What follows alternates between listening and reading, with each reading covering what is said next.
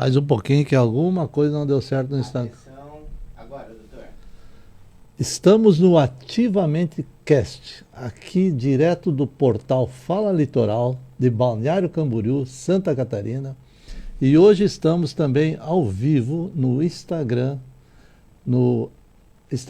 Dr. Arnone Caldarte, aqui de Balneário Camboriú. E hoje nós estamos com uma convidada que já esteve aqui nesse programa, Adelair Borges, de Cascavel, Paraná, que já nos brindou aqui com seus conhecimentos como treinadora corporativa em programação neurolinguística, psicanalista, mentora de grupos. Mas hoje o propósito é outro, do nosso primeiro podcast.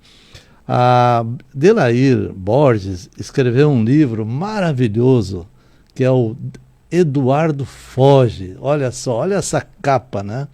Um viajante, né? Com uma mala viajando, né?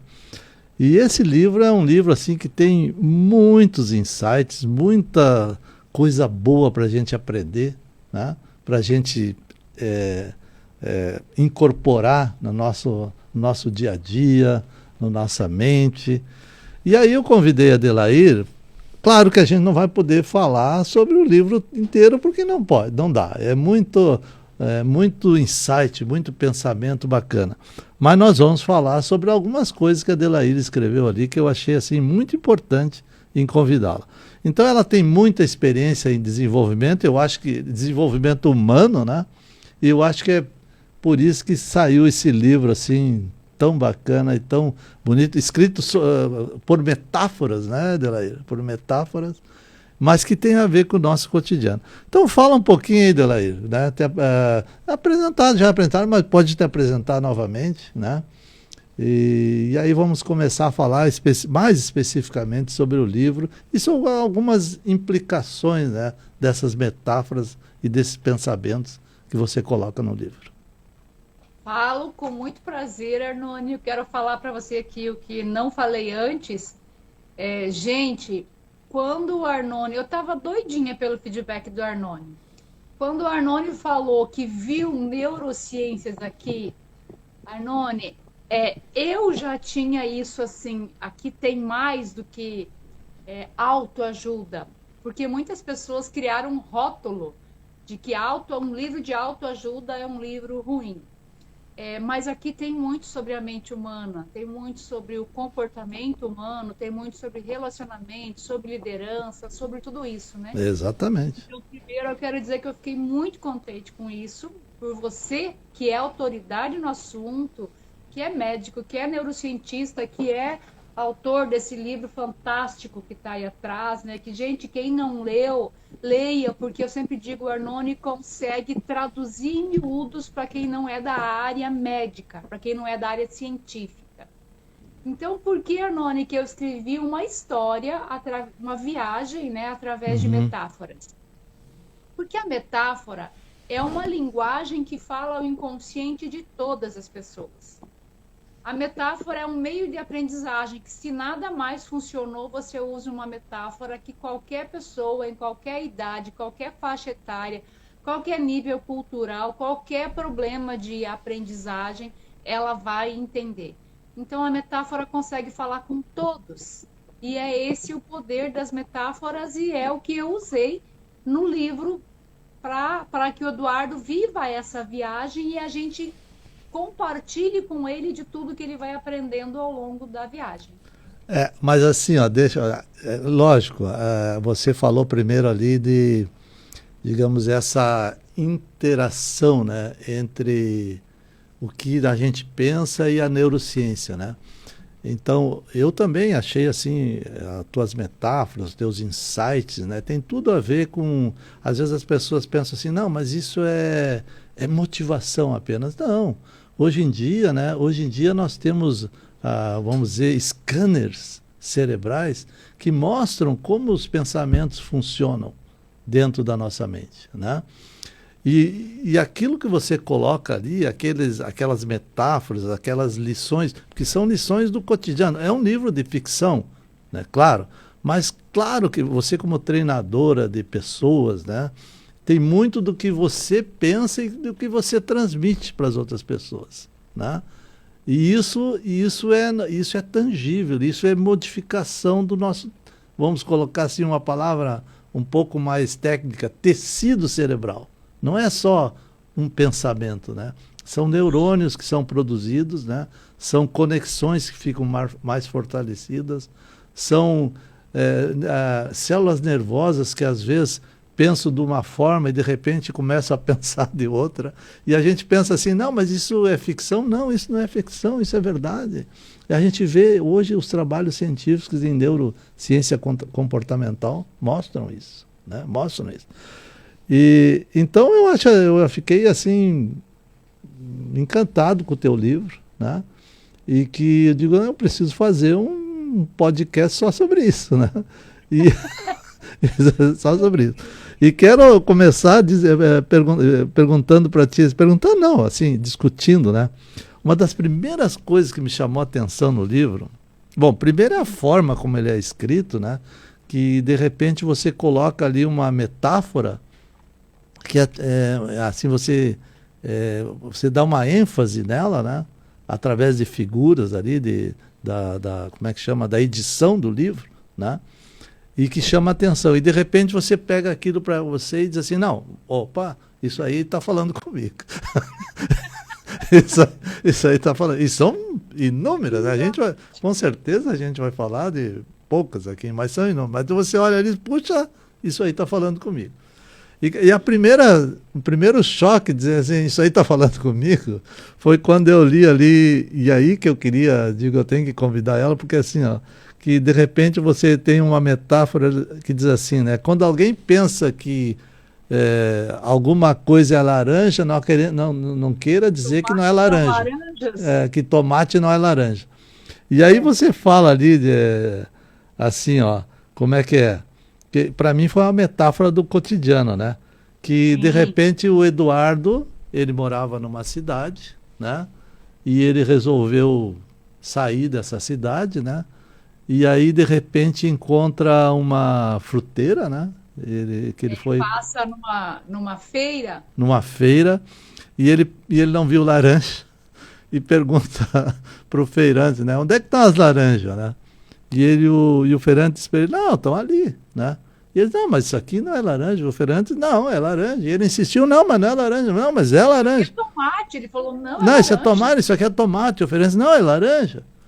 E aí, de repente, ele desistiu, né? Ele disse, não, o negócio é o seguinte, quando alguém pensa que tomate é laranja, não adianta insistir.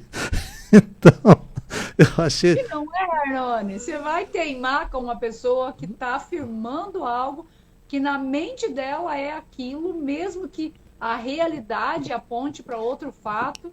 Sim. Ela está no processo de negação, ela está numa teimosia, ela não vai conseguir ver mesmo. Não, e aí eu pensei, eu como um estudioso de neurociência, né, eu pensei assim, a gente vê isso toda hora, todo dia, a todo momento, né? As pessoas às vezes querendo convencer a outra do seu pensamento, né? Do seu pensamento. Aquilo que eu penso, eu quero convencer a outra e quero que a outra pense como eu penso, né? E na verdade não é assim que funciona, né? Essa analogia que eu fiz com a neurociência é o seguinte, eu tenho neurônios que pensam de uma maneira, eu posso até mudar eles se eu quiser, mas se eu quiser, não é o outro que vai me fazer mudar, não é isso? Exato. Esse respeito ao modo de ver de cada um.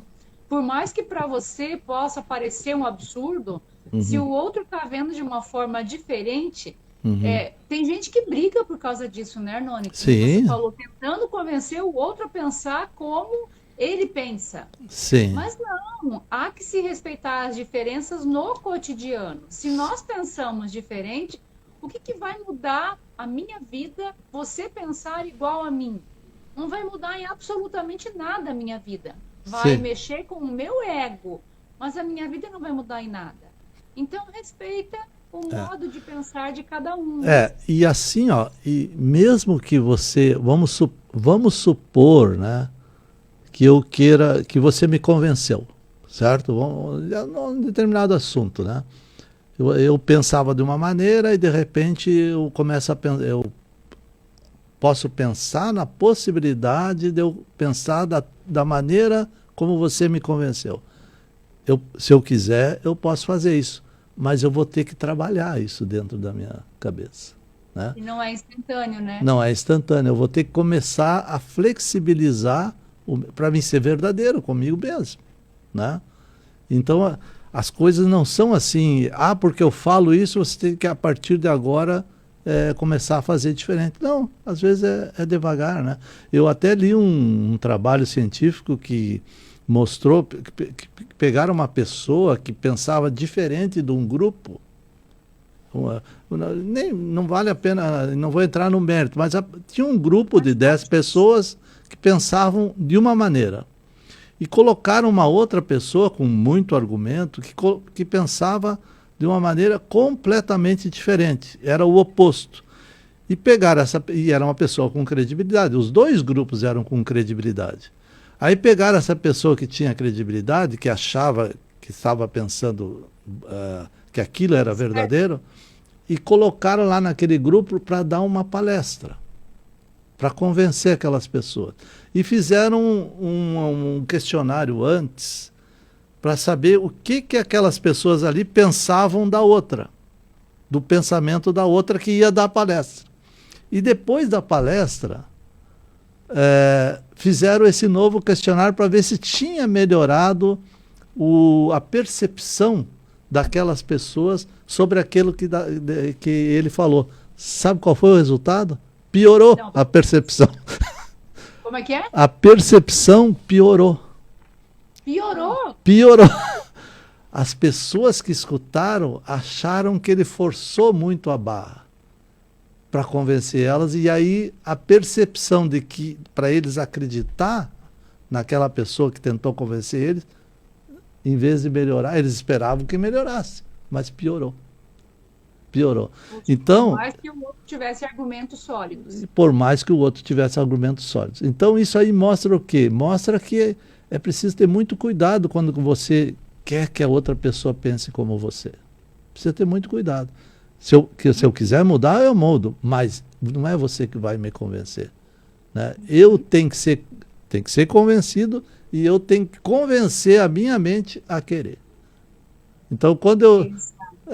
né?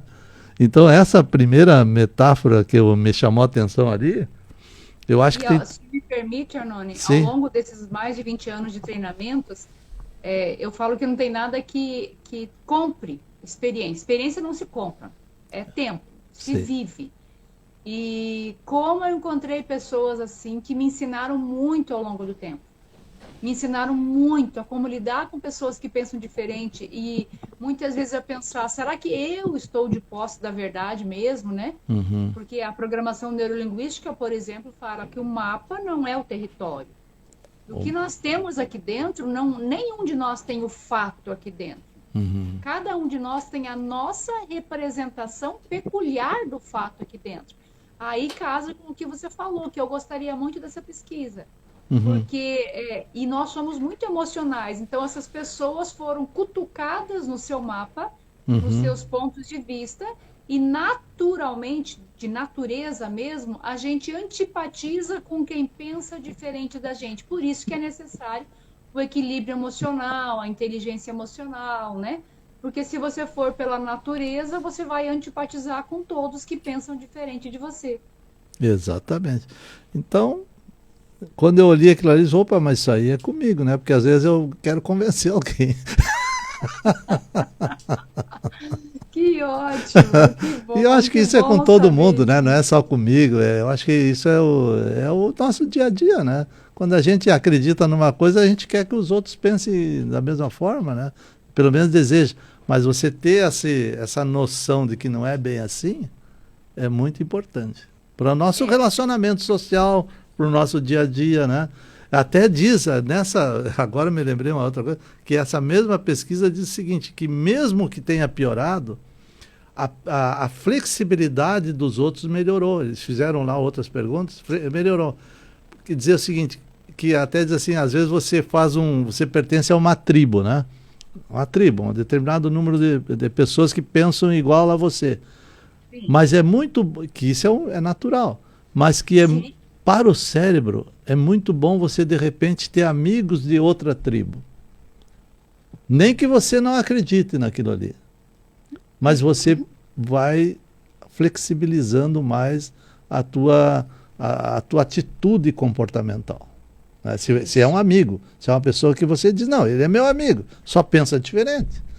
Eu tenho amigos assim, É. que pensam bem diferente de mim e é muito bom, Arnaldo. É.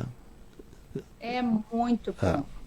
Mas tá bom, então essa primeira aí de como é que tomate, como é que é? Tomate, Alguém diz que tomates são laranjas, não insista. não insista.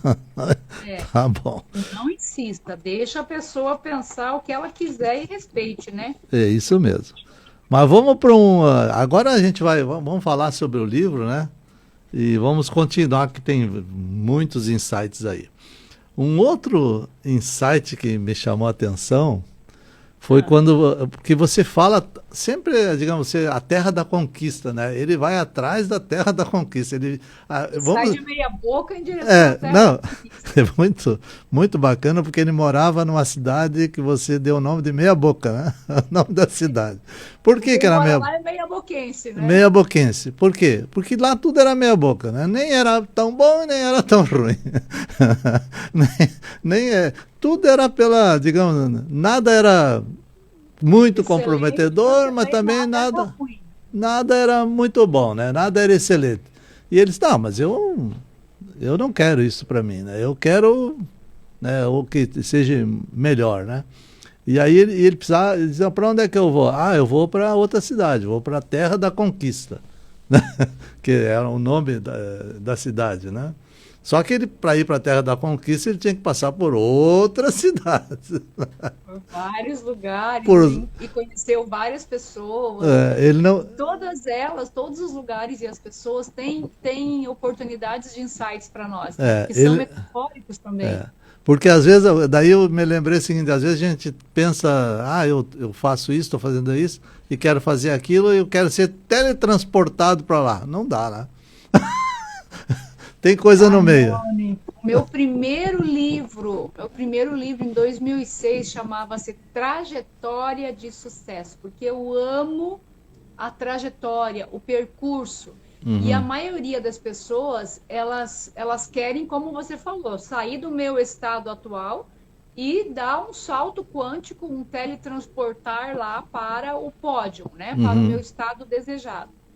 E aí a pessoa não curte os aprendizados que existem durante esse percurso, né?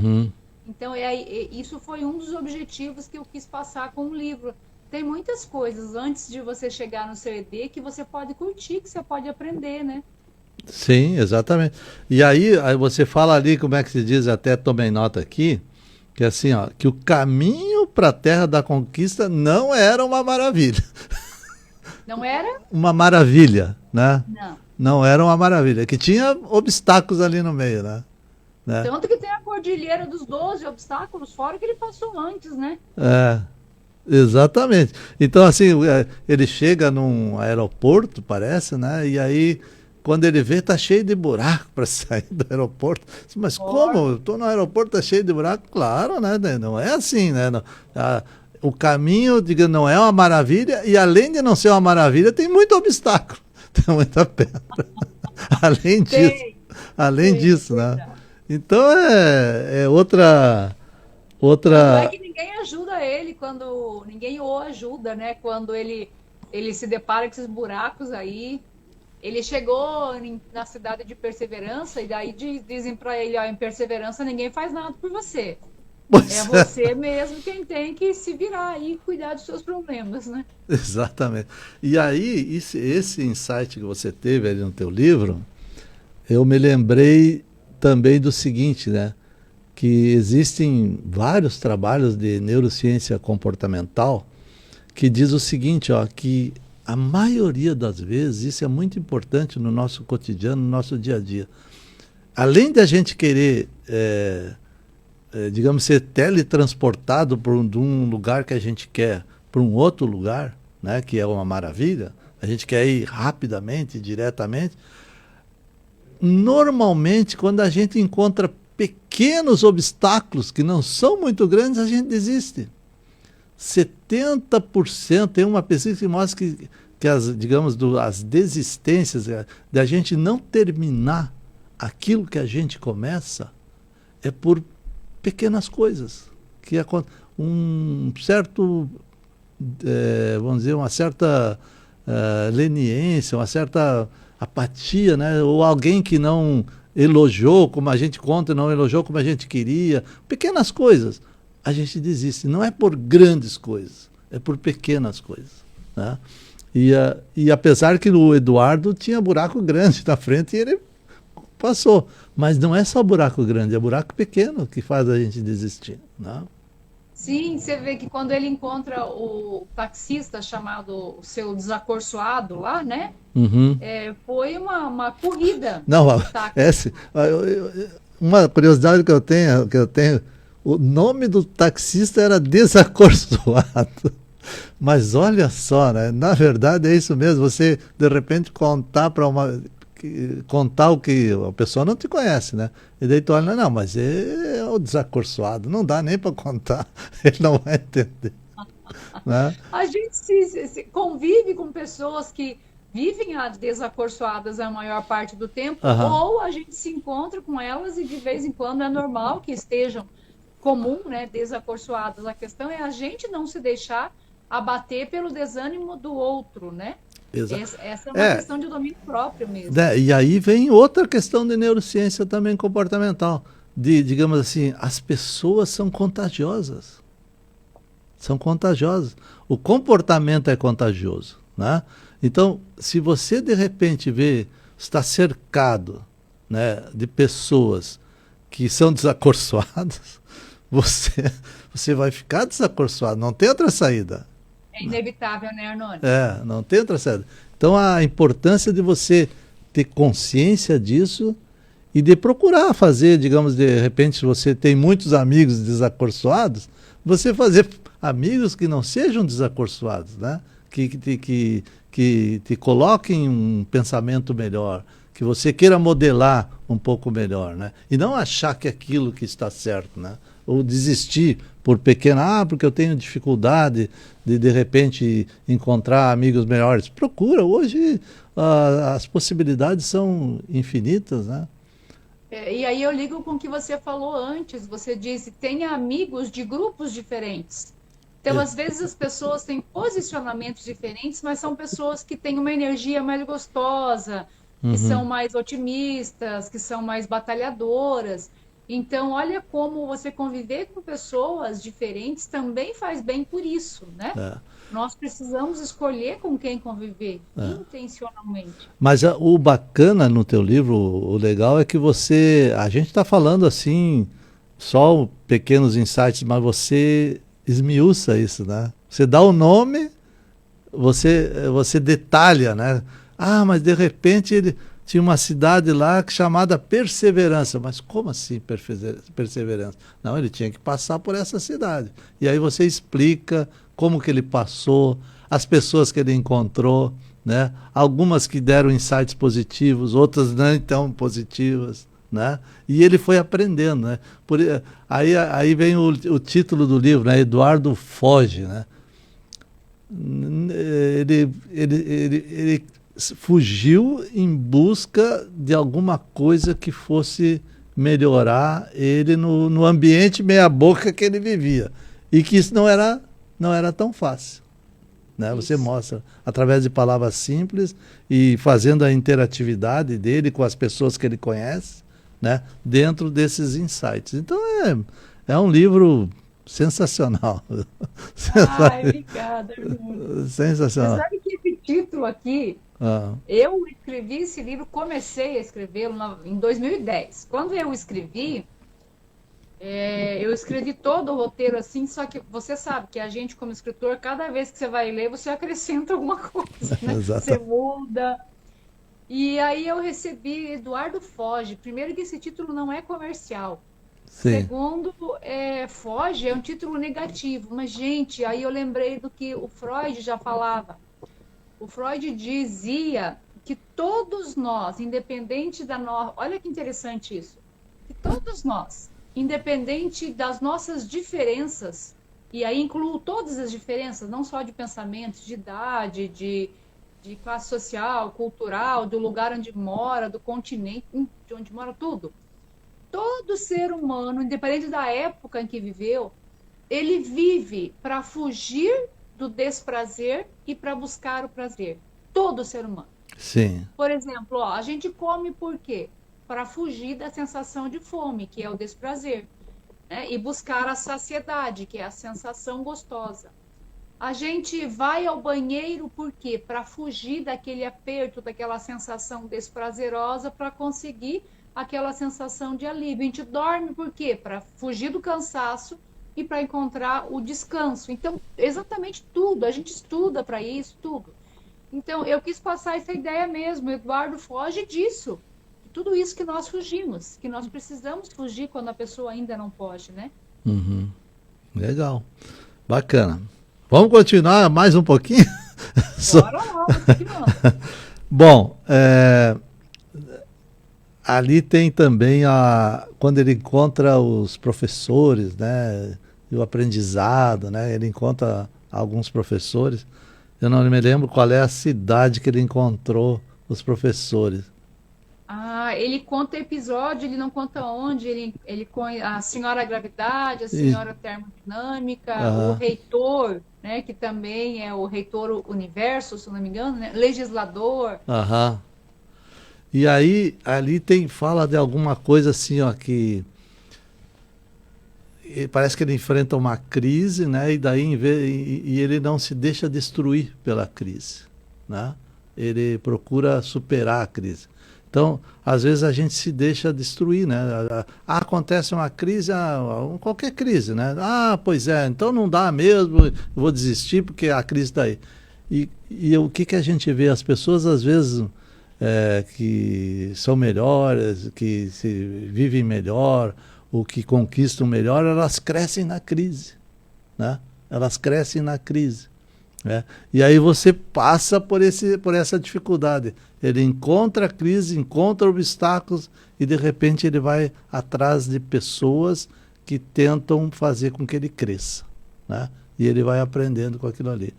Então, é muito difícil isso. Eu acho que crescer na crise é muito difícil. Eu lembro aqui na pandemia, quando a gente passou, né? Eu tenho uma clínica médica aqui, sou sócio junto com meu filho e tal.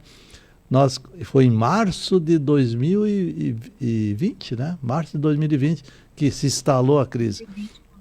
E nós justamente estávamos naquela época mudando de lugar, nós estávamos construindo uma outra clínica. Quando houve o fechamento de tudo, uma crise terrível.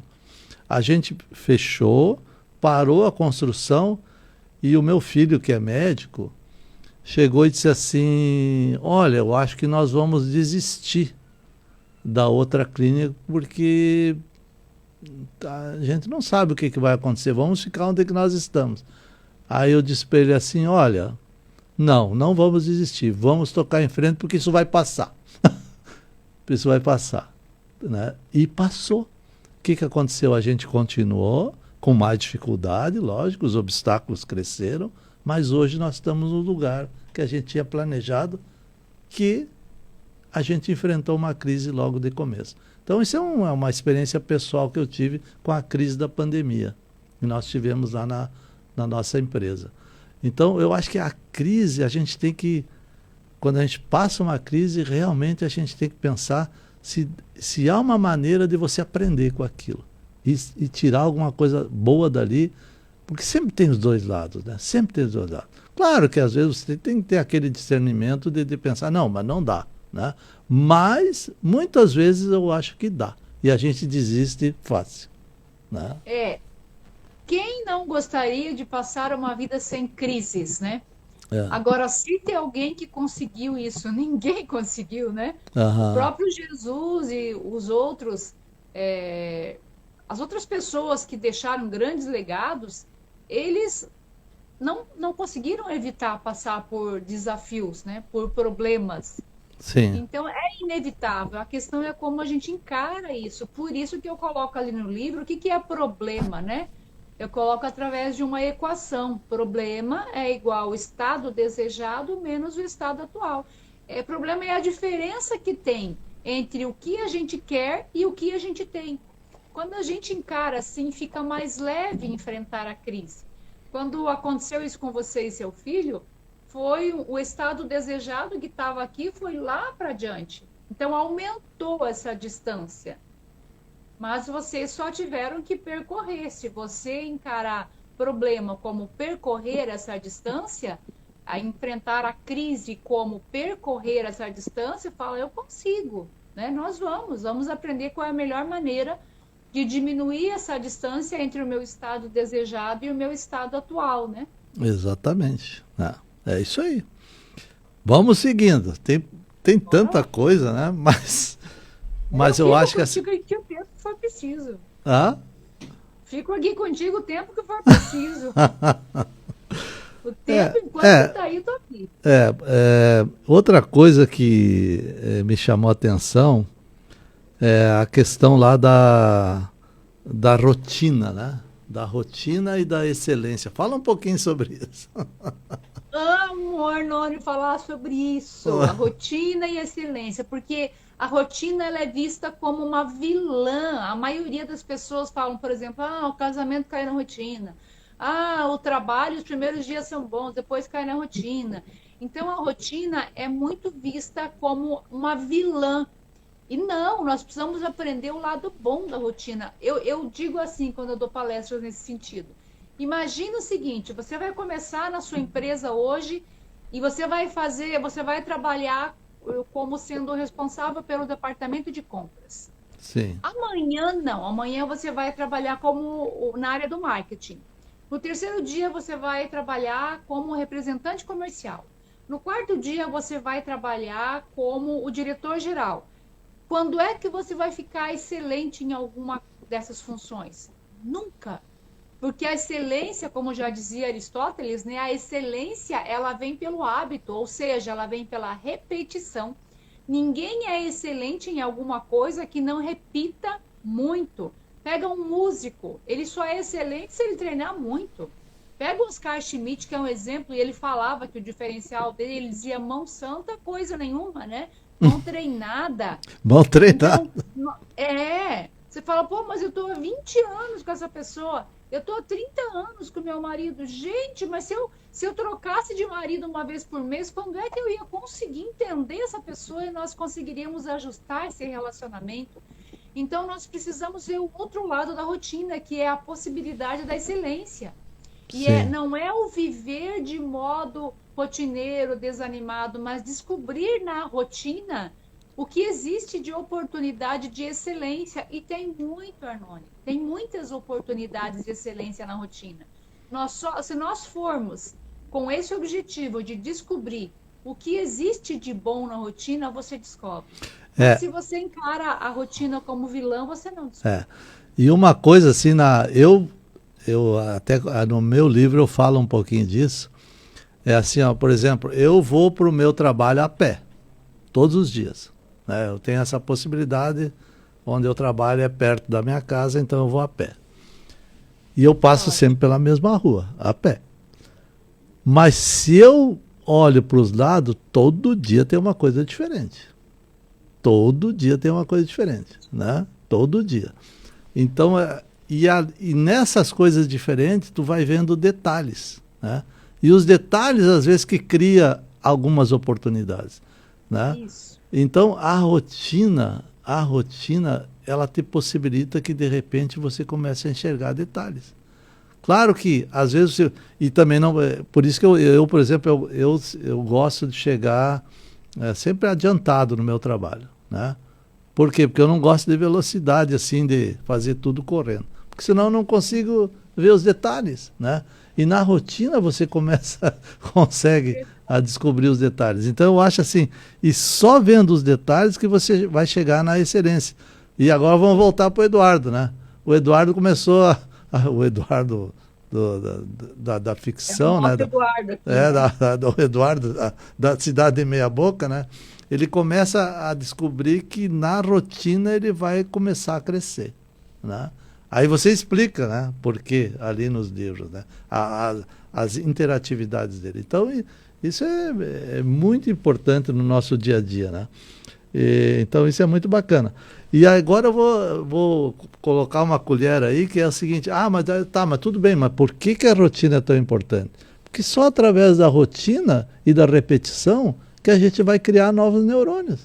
Senão, não. A gente não cria novos neurônios num toquezinho, né? Não, você vai fortalecendo os neurônios que tem, você vai fortalecendo as ligações, você vai criando novos neurônios, você vai fazendo que outros neurônios adotem essa função, mudem até de função, e de repente você cria um hábito bom que vai te fazer a tua atitude comportamental naquilo que você quer. Mas não é aqui, no estalar de dedos, né? É devagar, é na rotina. Então a rotina, que é a repetição, é muito importante para você ir fortalecendo a tua mente, o teu cérebro. Não só do ponto de vista de abstrato, né, de pensamento, como também do ponto de vista físico, né, do cérebro em si mesmo, né? Então vem tudo, tudo está interligado, né? Não é, como é que se diz? Não é autoajuda, não, é matéria. É matéria. Olha que legal. É matéria. E aí, não sou eu como autora falando, é o Arnone, que é médico, que é neurocientista, que escreveu esse livro maravilhoso, que tem anos de rotina rotina, entre aspas, na área médica, né, Arnone? Não, eu às vezes a minha esposa, ela é enfermeira, trabalhou comigo a vida inteira.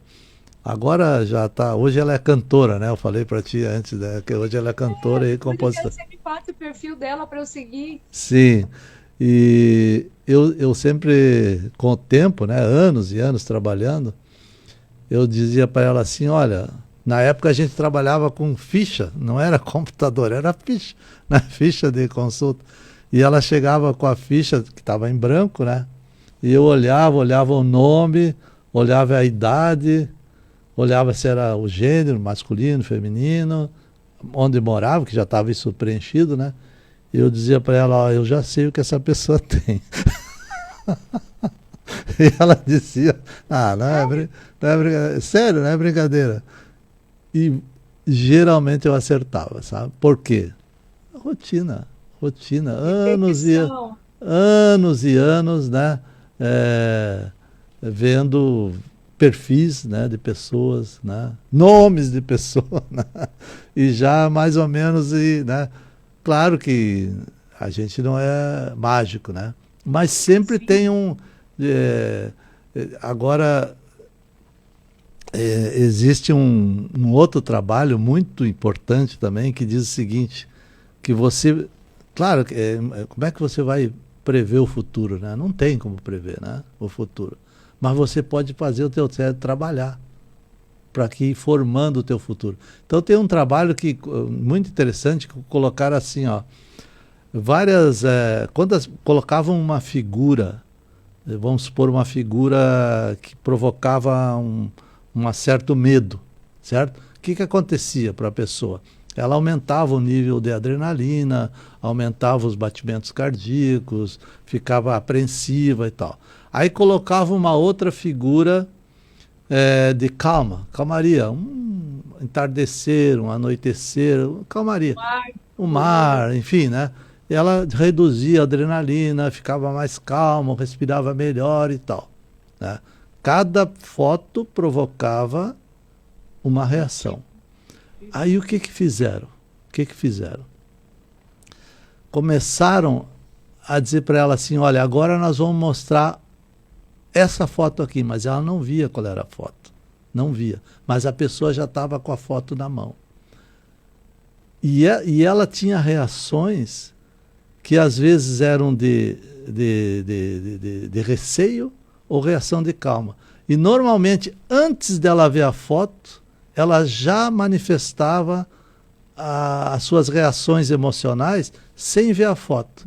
E geralmente era a foto que iam mostrar, era a foto que provocaria uma calmaria ou um receio. E normalmente... Ou seja, ela antevia a foto. Ela antevia a foto. Ela antevia a foto. Sem olhar. Sem olhar.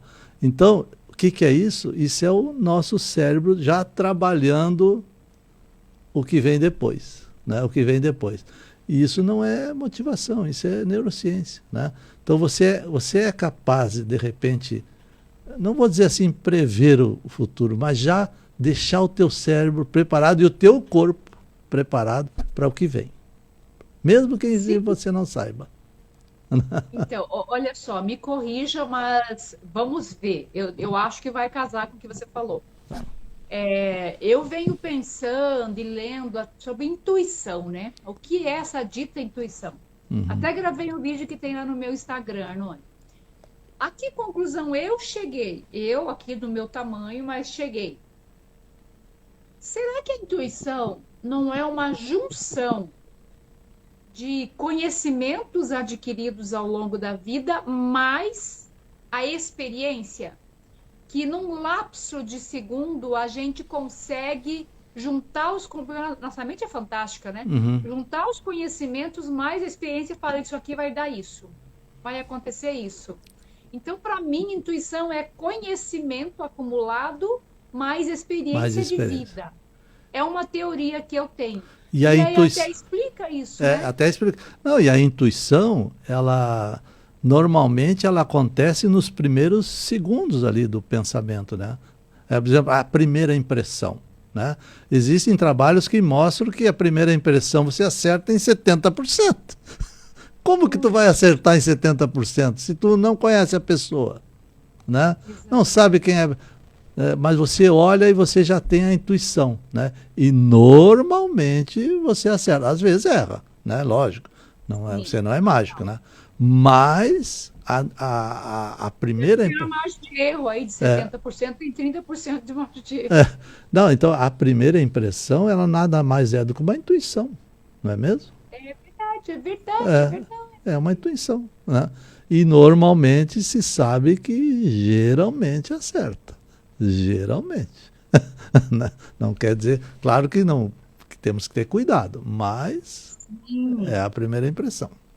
Mas parar para dar atenção o suficiente a ponto de valorizar a intenção e pensar sobre ela e pesquisá-la, né? Exatamente. Bom, vamos lá. Na verdade, nós já estamos com quase 40, 50 minutos.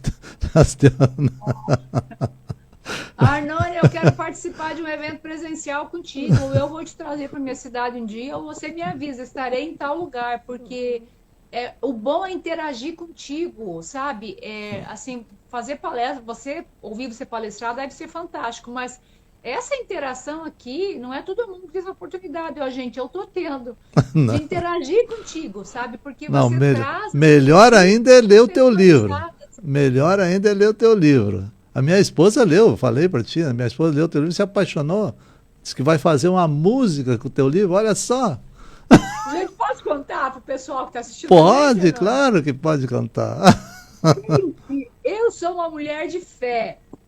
E você pode entender isso como a lei da atração, o segredo, como você quiser, né? O Arnone tem explicações neurocientíficas que eu acredito totalmente. Eu venho pensando alguns dias, gente, eu quero fazer uma música com a história desse livro, porque a música ela tem um poder impressionante de trabalhar as nossas sinapses, né, Sim. Arnone? E eu pensando nisso hoje, antes da gente começar aqui, o Arnone me falou isso, que a mulher dele é compositora, ela canta, ela lê o livro, ela gostou e ela decidiu fazer uma música do livro, gente. Pensa que coisa maravilhosa! Eu dou um beijo na sua esposa quando eu ver ela é resposta de oração. Mas ela vai ficar muito contente com essa que você gostou muito. Isso foi agora lá, nós estávamos em Maceió, né? Passando um período de férias lá. E ela leu o livro e disse, olha, me veio uma inspiração com o Eduardo, eu vou escrever uma música. Eu vou compor uma música. Eu digo, vamos lá, vamos contar para Delair. Nossa, eu fiquei muito feliz. Agora eu vou ficar aqui na expectativa. Fiquei muito. Vamos divulgar essa música. Vamos fazer essa música acontecer. Tá. E me diz o seguinte, assim, para nós ir partindo já para o encerramento, né? Porque senão nós vamos ficar conversando um dia aqui. Me diz o seguinte, hoje, quando tu deve receber muitos feedbacks do teu livro, assim como eu estou dando para você, muito bons, assim, né? Hoje, quando... esses dias eu recebi um feedback do meu livro que eu olhei assim, mas não é possível. Será que fui eu mesmo que escrevi, né? A pessoa que me deu um feedback disse assim, olha, todo dia eu leio um pouquinho porque esse livro tem mudado a minha vida. Meu Deus do céu, né? Eu digo, mas como isso, né? Como isso, né? Mas isso dá muita alegria, muita felicidade. Você hoje, quando recebe teus feedbacks, né? O que você pensa, né? Era isso que você queria mesmo ou foi mais do que você queria? Não, era isso que eu queria mesmo. O que eu queria, Hernani? Eu falo que a minha missão é transformar as pessoas com os conhecimentos que eu tenho. E quando eu falo conhecimento, é não só teoria, né? De experiência de vida. E eu faço isso através do meu trabalho, mas eu pensei como fazer isso em larga escala, como alcançar pessoas que não me conhecem, né? E como cooperar, porque eu vejo muito do ponto de vista sistêmico. Por exemplo, se alguém lê o meu livro e eu leio o Eduardo Foge, eu não conheço essa pessoa, talvez nunca venha conhecer, talvez nós nunca conversemos, mas muitas coisas na mente dela, com os insights que ela teve, mudaram, consequentemente melhoraram relacionamentos, ela alcançou objetivos. Eu vejo assim que Deus lá de cima, ou o sistema, ou o universo, de acordo com a crença de cada um, ele está vendo, ó, Delair, você tem uma parcela de responsabilidade nesse benefício, né, nesse resultado que essa pessoa alcançou, nessa mudança de paradigma dela. Então, para mim, eu vejo assim, eu fico feliz em saber que eu contribuí com cada leitor. Sim. Isso me dá uma felicidade muito grande, porque, como você disse, aqui tem o resultado de mais de 20 anos de trabalho, né, com desenvolvimento humano. E não é em todo lugar que eu vou conseguir passar, dar uma palestra, dar um curso, mas o meu livro vai em lugares que eu posso não ir.